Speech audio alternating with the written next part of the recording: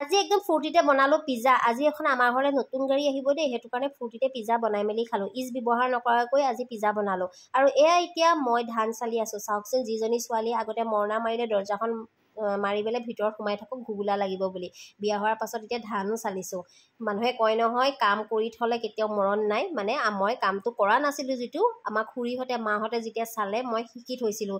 ইমানো ভালকৈ নাজানিব পাৰোঁ, কিন্তু এতিয়াতো মই চালিটো খাব পাৰিছোঁ। এইফালে এতিয়া চাওকচোন, একদম ৰ'দতে ধানখিনি উলিয়াই ধুনীয়াকৈ চালি আছোঁ। আৰু ধানটো চালি মেলি শুকুৱাই পেলাই খুন্দাব দিলে মানে চাউলটো নাভাঙে বুলি কয়, সেইটো কাৰণে তেনেকৈ দিছোঁ। আৰু আগতেতো জাৰিছিলে ন, এতিয়াতো আমি জৰা মেলা নকৰোঁ বাৰু, এনেকৈ চালি মেলি দি পঠিয়াওঁ। ঘৰতো মেল আছে বাৰু, এতিয়া ঘৰৰ মেলটোত আমি নুশুনাওঁ, মানে এতিয়া বেলেগলৈ দি পঠিয়াম, সেইটো কাৰণে চালি মেলি দিছোঁ দেই।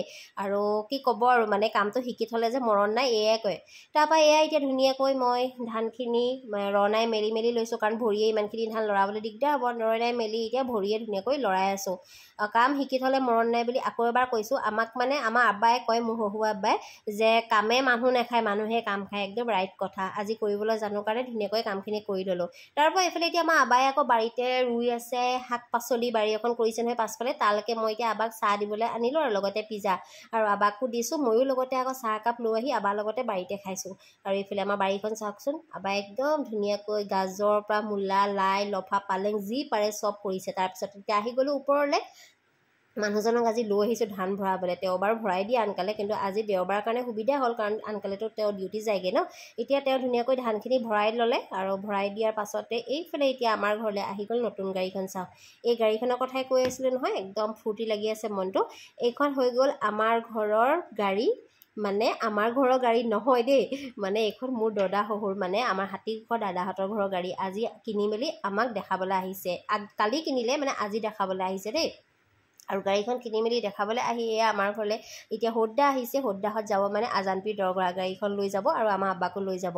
আৰু হোদ্দাই কৈ আছে এইখন মই কিনিলোঁ বুলি ক'ম। বোলো মই নকওঁ, আপুনি কিনিলোঁ বুলি ক'লে আমাৰ ঘৰলৈকে পাৰ্টি খাবলৈ আহিব চব।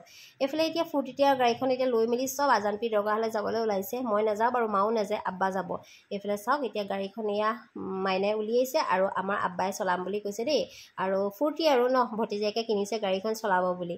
এইফালে এতিয়া গাড়ী উলিয়াই লৈ গৈছে, আৰু আমাৰ আব্বাই চলাব। চাব দেই, আমাৰ আব্বা দেখিছেনে কি ধুনীয়াকৈ উঠিছে। আব্বা কিন্তু মানুহজনে বয়স হ'ব পাৰে, কিন্তু মনটো পূৰা ডেকা হৈ আছে দেই। মানে হয় আকৌ, মানুহৰ মনটো যেতিয়া পূৰা ষ্ট্ৰং হৈ থাকে ন, মানুহক মানে একো বেমাৰ আজাৰে মানে জোৰ কৰিব নোৱাৰে। আব্বা তেনেকুৱাই মানে পূৰা ষ্ট্ৰং হৈ থাকে। এতিয়া গাড়ীখন লৈ গৈছেগৈ আজানপীৰ দৰগাহ, আৰু দোৱা এটা কৰিব মানে তাত। নতুনে প্ৰথম গাড়ীখন লৈছে কাৰণে আজানপীৰ দৰগাহলৈ গৈছে।